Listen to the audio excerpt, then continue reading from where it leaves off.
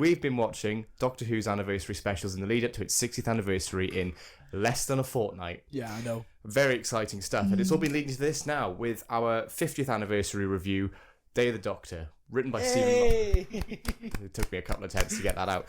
Written by Stephen Moffat, directed by Nick Curran, and broadcast on the 23rd of November 2013, 10 years ago nearly. That doesn't half make me feel old. Yeah, I know. But it is what it is, because this episode, it's a bit shit, really, isn't it? Yeah. I mean, you got the odd bit of Zygons. That's about it, really. Nothing major happens. Yeah, but come back next week when we'll be reviewing the Starbase and everything. I'm joking, it's great. It is. It is probably one of the best episodes out there.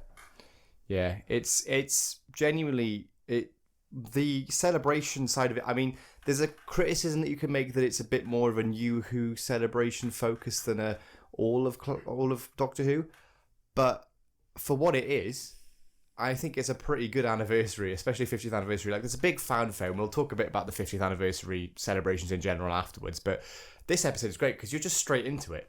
You know, there's so many little callbacks. You know, we've got the original title sequence. It opens with a policeman walking around Totters Lane, and then we are in Coal Hill School, where Clara's now a teacher for some reason. But we're straight into it. She goes off to meet the Doctor, and then they're picked up by a helicopter. You know, we get some classic Murray Gold era music with Slitheen and is it the Slitheen? Is that what it's called? You know, that the dun dun dun dun dun dun dun. I believe that's Mission Impossible, mate. No.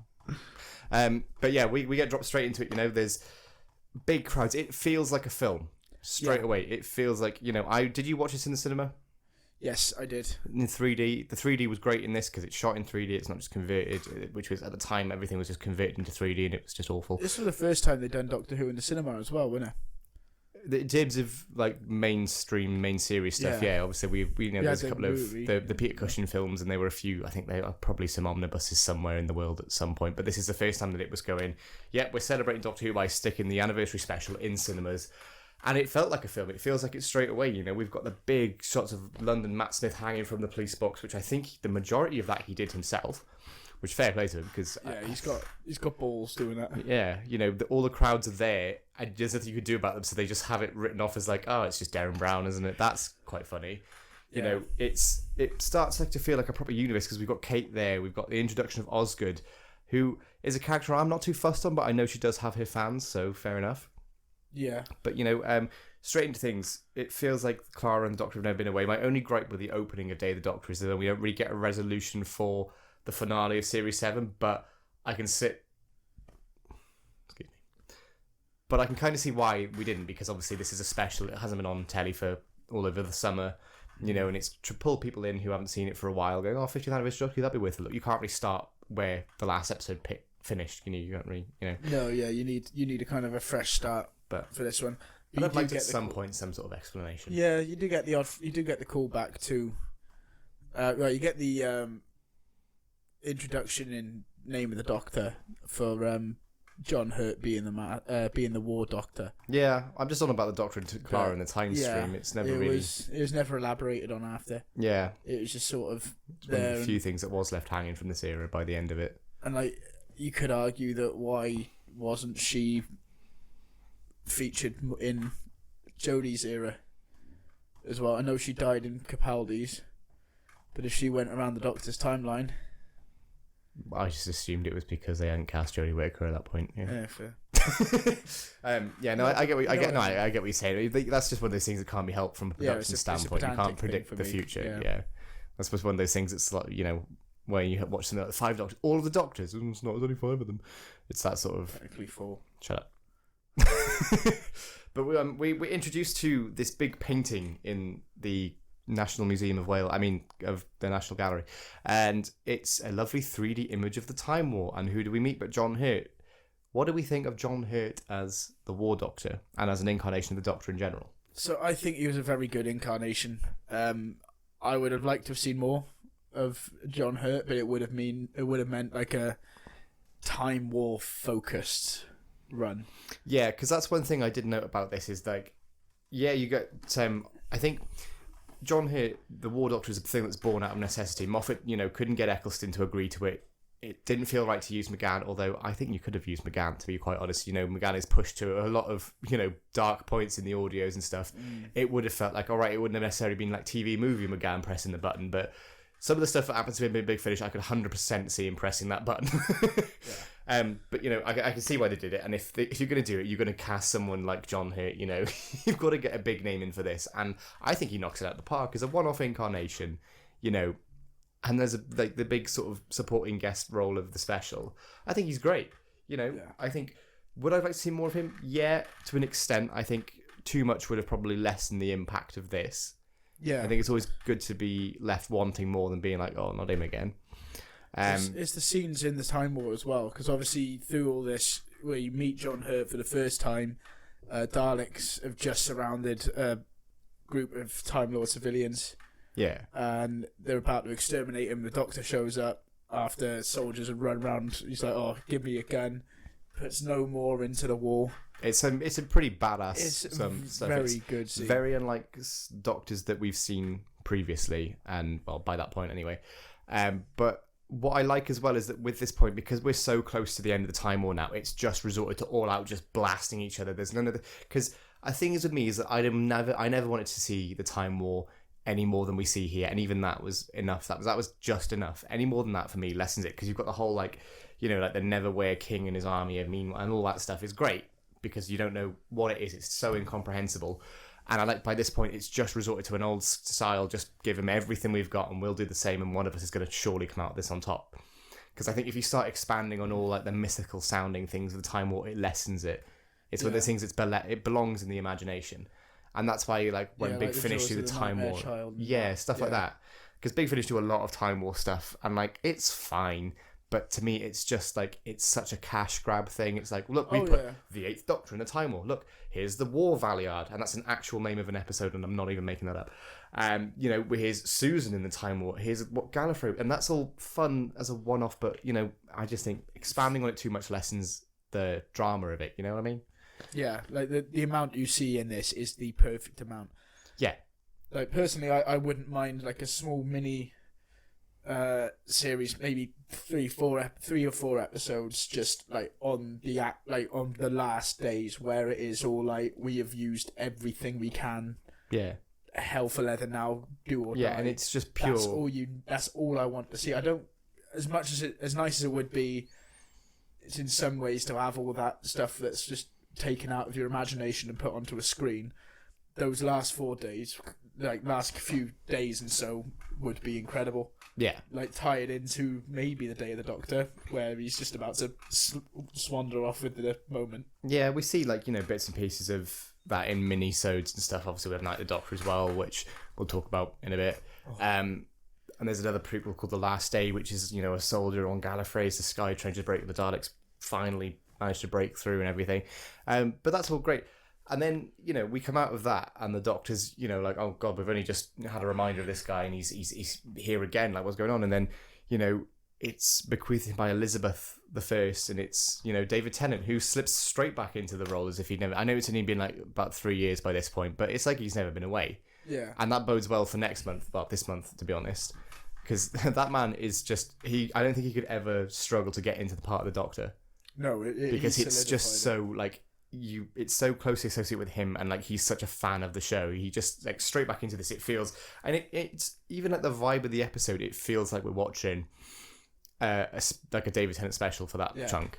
And we've got the Zygons. The Zygons was a cool addition as well, another treat for the fan, because I think it's the first time we've seen him since the classics. Yeah, and I think if people by this point, if you want to pick a classic villain that hasn't come back yet, Zygons was always top of people's lists. Yeah, this is prime example of why classic villains that haven't been so prominent, like the Daleks and the Cybermen. Yeah, it works. This is why I have a lot of faith for the Celestial Toymaker in the 60th, because it does work. It's nice. It's refreshing. It gives the Doctor a new challenge that most people have never actually seen before.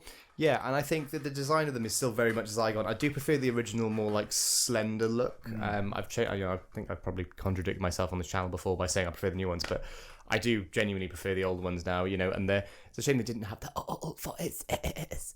That's had a more Sea Devil than anything, but yeah, I mean the Commander one did. Yeah, but it But then wasn't. the It's rest of still. them- It wasn't quite the same for me, but you know. But the plot bombs on because by the time the doctors have all meet up and everything, you know, and they have that sort of standard interchange between the doctors, it's already been like nearly 40 minutes, and it doesn't feel like it at all. Oh no, It it's zips along. yeah, the pace is really quick. You know, and there's obviously this whole like why are we all together kind of thing, but for now let's just deal with the Zygon thing. And what I like is the fact that the Zygon's homeworld being destroyed is linked to the Time War, so it's not just like, oh, there's just a random Zygon subplot. It still feels thematically linked to everything else that's going on.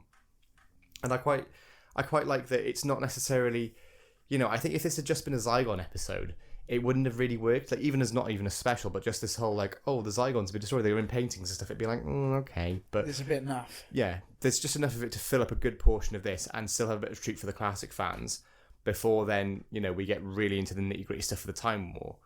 And there's the whole, we can't land the TARDIS thing. Clara's quite toned down in this, which I am very grateful for. Because doing a full new series rewatch at the minute with my housemates, just finishing Capaldi, and how much I cannot stand Clara for the life of me. I know she's got her fans, and fair enough, but she's just not for me at all, especially with Capaldi. But in this, it's the Doctor. It's not necessarily. I mean, there's a bit of Clara smugness where she's, opening the door, being like, "Oh, you were all stupid. You didn't open the door." Yeah, but that's to be expected. Yeah, you took the words out of my mouth there. I do apologise. Lots of fun in jokes as well. Yeah. There's mentions of Malcolm. There's a joke about the unit dating problem. Where she's saying, 70s or 80s, depending on the dating protocol or something like that, is a little nod. The Black Archive is full of little callbacks. It's quite fun you can watch that now and try and spot all the different props and things, and the big the big notice board with all the photos on, which some of them don't make any sense, because when did Mike Yates ever meet Sarah Kingdom? I don't know. Yeah. I don't know. No, I know. But maybe that's a story for another day. Yeah, probably. Definitely not for today. And I quite like the whole parallel between, Kate potentially destroying London over saving the Earth, where the Doctor's destroying Gallifrey and saving the universe. But I just think, for me, it feels a bit too forced that Kate would have this alien incursion and all of a sudden be like, right, well, we'll just blow up London then. What are you going to do about that? Yeah, there's a few Zygons where you can probably shoot them. It's like, nah, let's just nuke them. Yeah, it's not even a case of like, with Kate and everything, we've only seen her once before this, and she's very much scientifically led in Power of Three. She's not got that military mindset that the Brig had sometimes, and it was quite refreshing to have that. But then to go into this, and she's got like a couple of Zygons that caused a bit of a nuisance, and and they've not even killed anyone by this point. They've just taken body prints just to blend in, and she's gone, right, well, we're gonna blow up London. What are you gonna do about that? And they're just like, well, we'll just stop you from blowing it up. Yeah. Because we don't want to blow up London for the sake of blowing up London. And it just feels a little bit forced. It's a bit on the nose as well. Yeah, and I'd never really noticed it before. It was only when I watched it like the other day where I was like, actually, it's a bit daft, isn't it? Yeah. But I can see why they do it. It's obviously to parallel, the Doctor and Gallifrey and everything, for the Doctor to be like, I did that once and I'd never do it again, sort of thing. But you like to think that Kate would be like, how many people in London? Like, what, 8 million or whatever? Probably more than that. Yeah. But we'll call it a round figure of 15 million. I don't know. You go to London. How many people are there? You ever counted? No. Oh, well. I wouldn't know where to start. Well, probably outside would be a good get. But it's destroying all of these people over like, oh, well, we'll save the Earth, when they've not even been invaded, completely hostile yet. They've dealt with much more hostile things in the past and tried to find a more reasonable solution. Whereas this is, and I think with this as well, as I remember at the time being like, okay, so this Zygon thing has just been left open. Like, there's no resolution to the Zygon stuff in this. And I remember thinking, is that ever going to get tied, or is there just a load of Zygons? And obviously we do get that tied up in, 2 years later in Series 9. I feel like it should have come a little bit sooner. Not necessarily in this, but I remember thinking, is this going to get tied up at all? Because by this point, we know we're moving into a new Doctor. Is this going to be one of those things that's just left there? And, you just got to kind of deal with it. Yeah, because it's quite a big deal, having thousands of Zygons, just now on Earth is essentially what refugees, and that's the parallel they go for in Series 9 with the whole, like, not all Zygons and everything, and that very unsubtle message. Yeah, there was a fair bit of that, to be honest, after the 50th. Yeah. Especially into Whittaker's era. There was a lot of... For me, the 50th was really the last time I was, like, peak Doctor Who fan kind of thing, and then everything else. I enjoyed bits and pieces, and I've really enjoyed bits and pieces in between. But on the original run, I remember being quite disillusioned during Capaldi's era and Jodie Whittaker's era. Yeah, because you're coming off such a high point with the 50th. It wasn't even, and because this feels like a very organic finale to up to this point of Doctor Who, you know, and it's like the next 50 years now is everything else. And obviously it was never going to be like that, but it does feel like quite an organic close to things. Especially when we get to the barn, which is probably my favourite part of the episode, because everything in that scene is top notch. The acting, the dialogue, the music is phenomenal. It's brilliant. It's, you know, because of the whole meeting yourself thing, it doesn't feel like it's a retcon to not destroy Gallifrey. I mean, I know on paper it is, but it's not changing the memories of the Doctors that were there. It's only the 11th Doctor that knows, okay, it's not destroyed, it's just locked away somewhere. I don't know where, but it's not dead, and there's still hope for them. And even he doesn't quite remember, because you see that in Time of the Doctor. Clara says, "Well, you did try and save him. Maybe it worked." Yeah, like their memories aren't all together there about the situation still. Yeah, so I mean, still not certain of the fact. There's that, and there's the fact that they're not even sure that the plan that they've got will actually work at all. Anyway, I mean, it could just be a case of, well, this might not work, and you'll get destroyed anyway. You know, they don't know. At least they've tried. Yeah, they've physically done everything they could, but that scene where, you know, the moment, and we haven't even talked about Billie Piper yet. Yeah. But the moment that shows all the Doctors, the projections of Gallifrey now, and, you know, all the people that are sort of huddled together and everything in fear, and it's like, these are the people you're going to blow up, basically. Yeah. That is one day you'll count the number of children that were here that day. Yeah. As well, and that you get that brilliant scene in the Tower of London with Matt Smith and David Tennant. It's like, you forgot 400 years. Is that how long it takes? Yeah, that stuff is really good, and, you know, I think it's just a really cool way of putting it into a new perspective for the Doctor, because at the time, you know, it's very much a case of, we need to act now, we need to stop the Daleks, we need to but they're not thinking about like the civilian side of it.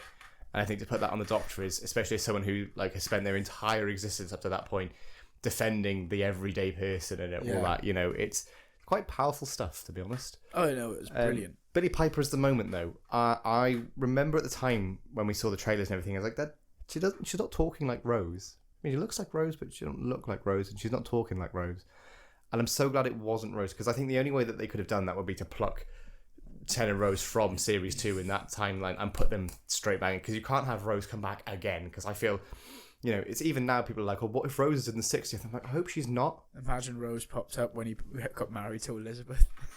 Yeah, well, that's the thing. Obviously, he wouldn't have gone down that route if Rose was there. No. They'd been sucked out of time or something. But I think because Rose's story is tied up nicely in a neat little bun at the end of Series 4, you don't need to see her as Rose again unless you're pulling her from earlier in there, you know, doing a big finish and just slotting a new story in somewhere. You don't even need to do that. Like, we've seen enough of Rose now. It was good. It was nice to see her go. It was good. I think Billie Piper's clearly having fun playing a different part as well. You know, 'cause I'm not a big Rose fan. You know, you've never hidden that, to be fair. Yeah, I think that she's great as the moment, because, you know, my problem isn't necessarily with Billie Piper. I think she's great. It's just that the character is just not really someone that I gel with. But her playing the moment, it feels really cool. It feels new, but it's still a bit of a callback and a bit of a treat to see Billie Piper there. Yeah, you know, and her interactions with John Hurt were great, and I think my brain just goes, imagine if that was Christopher Eccleston, though.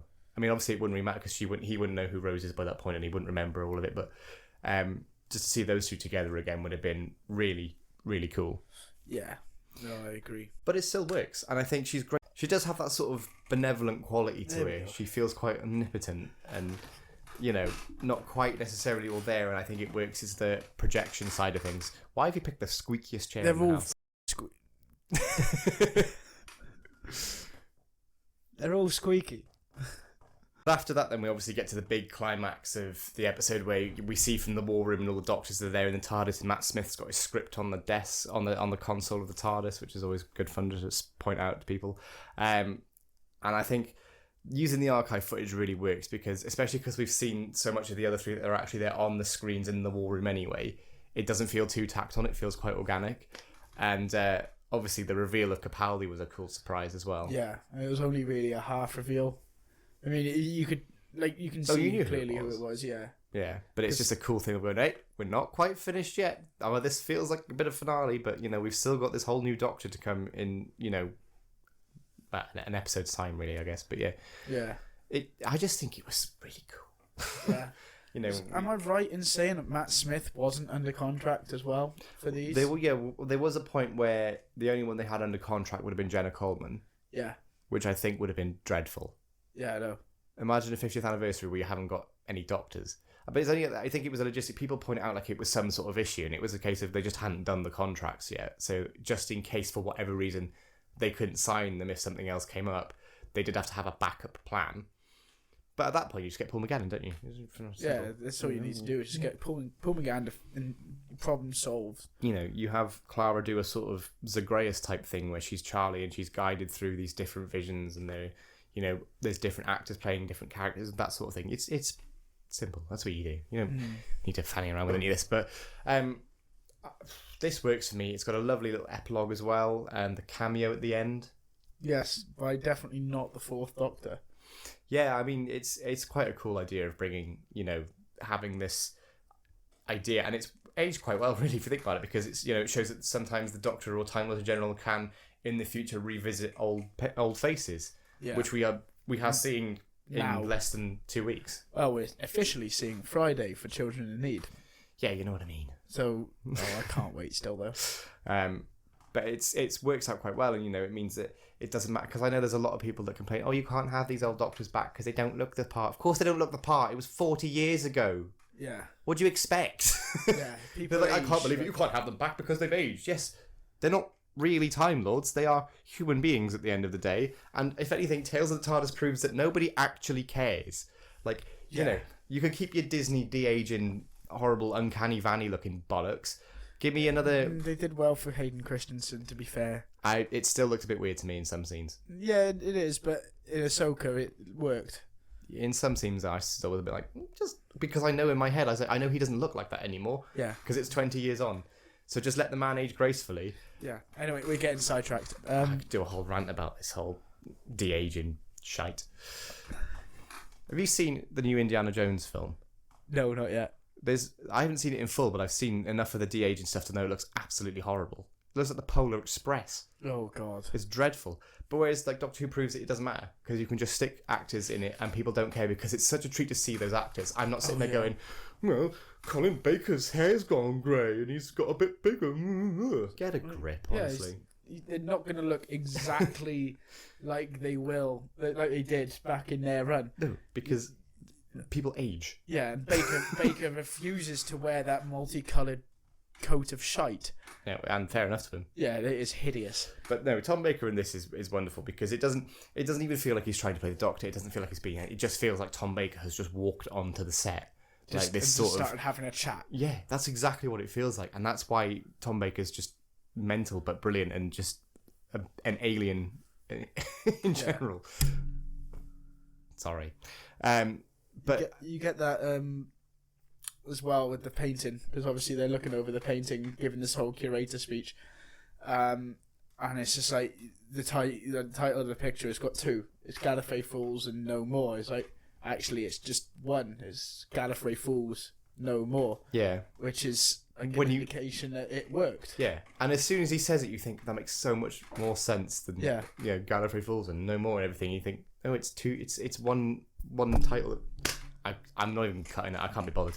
But it's it's the two titles smashed together, and it makes people. You go, oh, of course. Why didn't I think of that? Yeah. There's a lot of talk at the time. I remember that it's only Tom Baker, and they should have had more classic Doctors and stuff. But I think looking now, you can't really blame them because Tom Baker was the face of classic Who, and still, so a lot of people still probably is. He was the longest running. He was the fan favourite, and we've had appearances by the other Doctors since then. Multiple times now with Tales from TARDIS and everything. Oh, yes. And whether or not Baker was... I mean, I know he was asked for Power of the Doctor and everything and said no, but, he's nearly 90 years old. I think he's allowed to turn down these things and just say, I'm all right.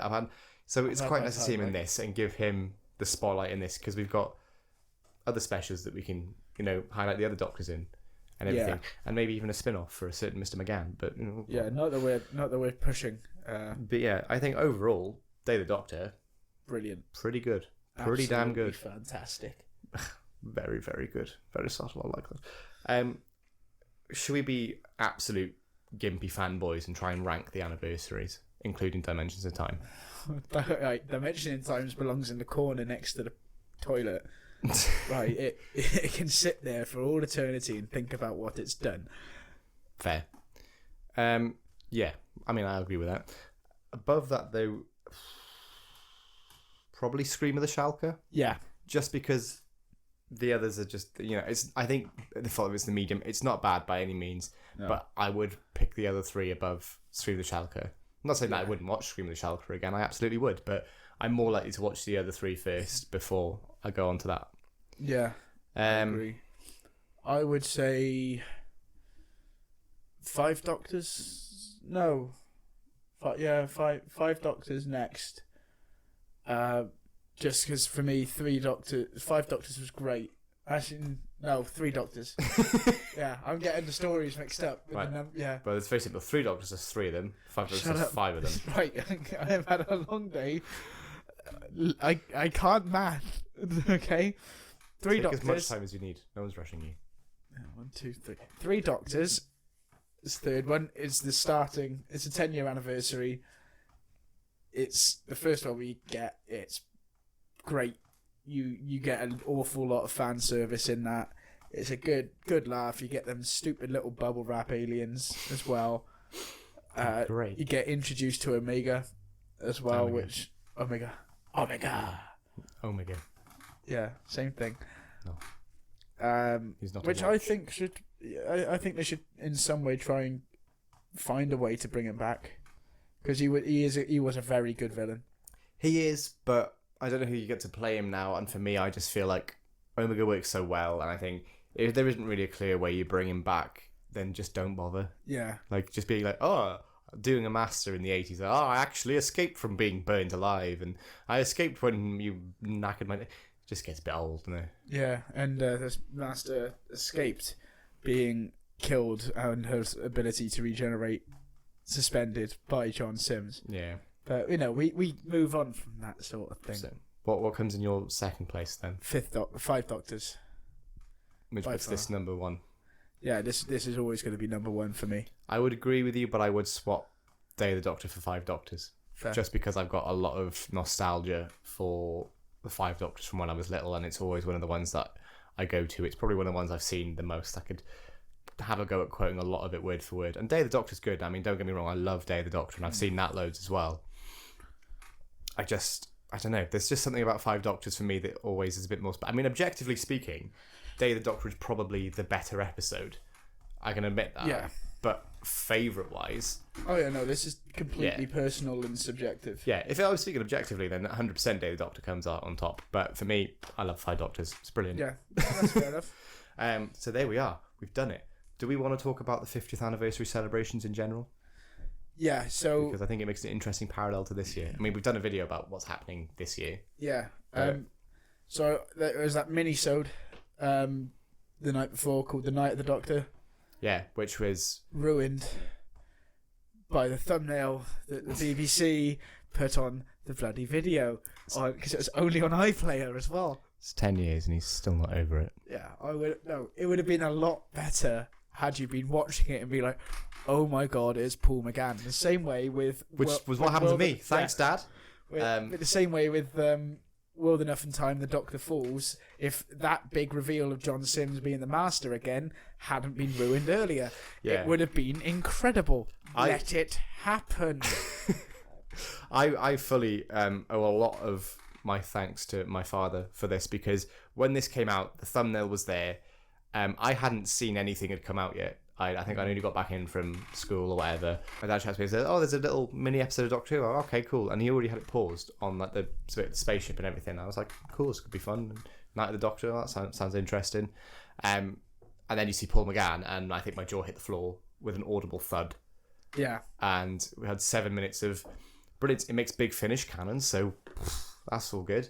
McGann, even though he gives it his all, considering he's there for about 7 minutes of screen time. You know, it's probably all filmed in like a day or two. Yeah. You know, it's really, really well done, and it's a cool way. And I think it's quite nice because if you're going to introduce an incarnation between, you know, McGann and Eccleston, to have that regeneration, to have everything fit together now, so everyone's got all the regenerations properly, give or take.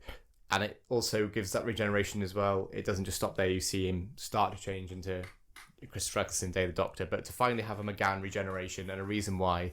And this is the thing. Even though Stephen Moffat said that I could never see Paul McGann pressing the button, I think you could by the time he regenerates in that. He's tamping human rage. What else do we get for the 50th? Adventure in Space and Time. Yes. Bloody love that. Even as a standalone film, I think that could be enjoyed by people who aren't even that into Doctor Who, because I just think it's a really lovely film, really well made. It's a labour of love. It celebrates the legacy of the show really, really well. And I remember seeing that like the sort of 2 or 3 days before the actual anniversary, whenever it was. Just really got me hyped for the new stuff. But it's something that I stick on every year. It's quite handy this year that it's on the anniversary on BBC4 straight after the Daleks colorization. So yes, I'll be watching that again for the umpteenth time. Yeah, I love the Daleks original story though. Me too. I'm quite glad they're cutting out a bit though, because that means we'll probably get a load of that cave shite just yeah, we can out. do with that. there was a lot of filler. Yeah. But I did enjoy watching it. What else? We got the after party. How can we talk about Day of the Doctor without talking about the after party, which is, I think, one of the biggest car crashes in television for a while, and especially for the time where live TV doesn't make mistakes like that anymore. It's not a new thing to have a Skype call to America to speak to One Direction. Why they were there, nobody knows. It's just it's because they have they have one D-Day or something or whatever. I don't know. I was never a One Directioner. I don't know if you could tell. But it's just such a car. I think it's the point where Jenna Coleman looks really uncomfortable. At one point, John Hurt's just staring into the distance like that, even though he's being interviewed. Moffat's got his head in his hands. Matt Smith's giving it that. It's just pure chaos, and I think it's funny to look back, but there are some things that are genuinely uncomfortable. Like when they've got all the companions, and like, sit down if you've ever done this. And poor Bernard Cribbins is all there stood up, and they just shout out to Mark Gatiss. He was just let them sit down. Let them sit down. Yeah, that was a train wreck and a half. Despicable. But out of that came the 5-ish Doctors, which is phenomenal, and I love that. Just as much as I love Day of the Doctor. Yeah. I showed that to my housemates as well after we watched Day of the Doctor, and they loved it. And even though they didn't get about 80% of the jokes that are in there, they still found it really entertaining, and it's good fun. The bit I think that got the most laughs from them, because Aidan actually said, imagine if, because it's about McCoy talking about The Hobbit and everything, and goes, imagine if they actually had Peter Jackson. It says like, they could never get Peter Jackson. 10 minutes later, Peter Jackson shows up and he's in hysterics. It's good fun. What else do we have? We have that Brian Cox lecture. Professor Brian Cox, not the actor Brian Cox. Brian Crox? Brian Crox. I don't remember what the lecture was on. I didn't really pay much science. attention. Oh yeah, It was a science. I know that. It was about the possibility of time travel and stuff like that. Oh. And then there was that Talking Heads documentary thing, The Ultimate Guide, which was just your standard like, oh my god, I love Doctor Who, and it's like Fly or whatever.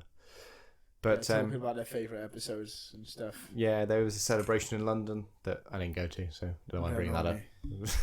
People enjoyed it, probably. I don't know. But overall, it was a pretty good celebration for the 50th, and I think we're in for a treat over the coming weeks as well. Yeah, I can't wait, personally. Yeah. We got, as we said, Children in Need this weekend, Friday night. As time of filming, by the point this goes out, it probably already would have happened. So yeah, well, it will have happened.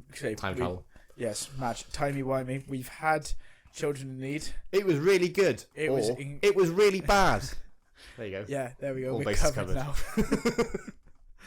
And then on the 23rd, we've got the Daleks, and we got Adventures in Space and Time again. And the Bargain Hunt special. And the Bargain Hunt special. Cannot wait. Love a bit I'm of going to do a live Hunt reaction to that. I booked the day off work. I haven't. Although I might. We should have.